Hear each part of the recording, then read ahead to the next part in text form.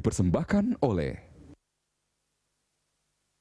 Ya, pemirsa, kembali lagi dalam 60 Minutes with Adikbud KBRI Dili dan saya masih bersama Pak Tafib. Pak Tafib, kita masih bicarakan soal Pusat Budaya Indonesia yang tadi begitu ya. Apakah kemudian ada program-program khusus untuk kemudian mempromosikan PBI itu atau mungkin ada pihak-pihak lain yang diajak kerjasama untuk mempromosikan PBI?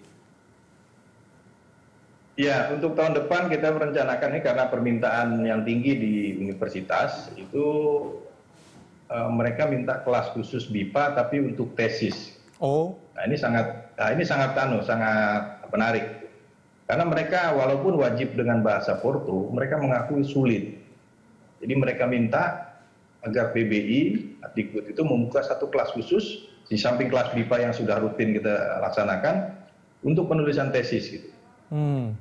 Jadi dosen-dosennya, mahasiswanya, dan jangan salah, mereka banyak mengambil referensi itu dari pustaka di Indonesia.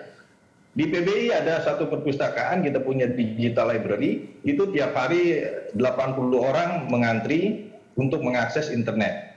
Dan itu kita kasihkan free. Gratis ya? Oke.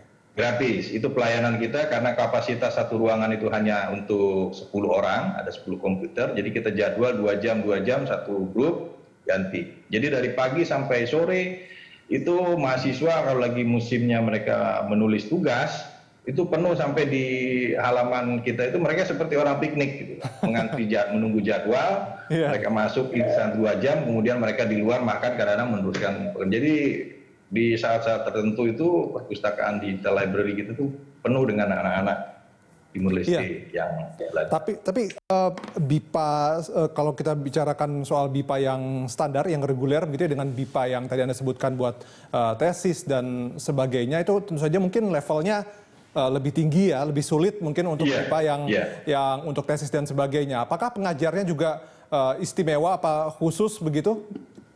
Ya, pengajarnya khusus karena dia harus ya paham betul dan ahli untuk mengadakan bimbingan penulisan tesis. Dan tahun depan saya sudah komunikasi dengan APP BIPA, itu Asosiasi Penggiat BIPA di tanah air, dan juga ke BIPA dan juga Kementerian Pusat agar bisa dikirimkan satu orang pengajar itu untuk penulisan tesis. Nanti kami Adikbud di sini akan memfasilitasi untuk honor dan tempat tinggalnya.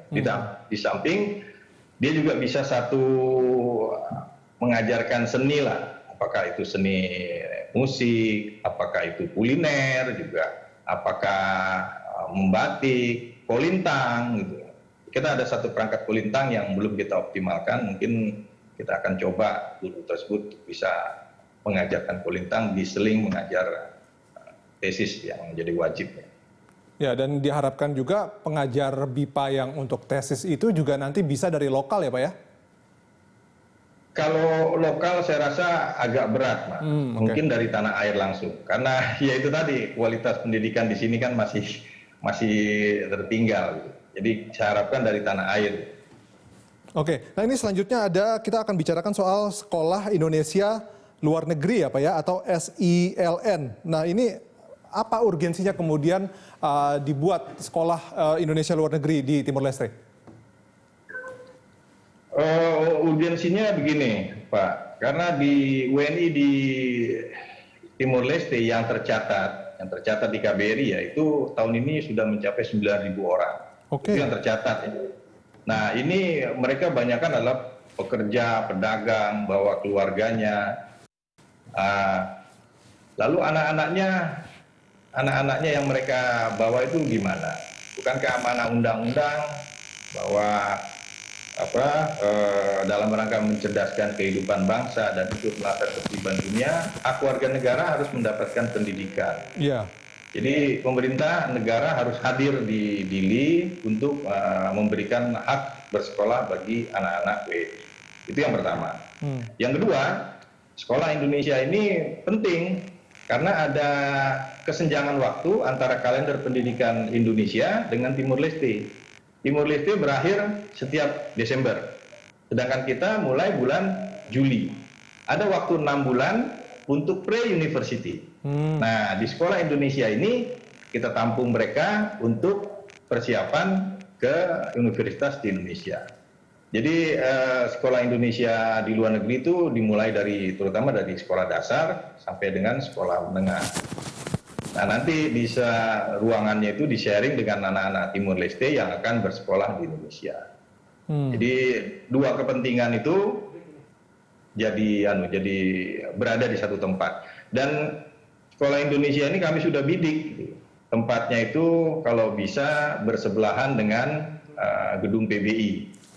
Karena ada lahan yang masih kosong dan sekarang kami sedang berproses guna mendapatkan perizinan tersebut.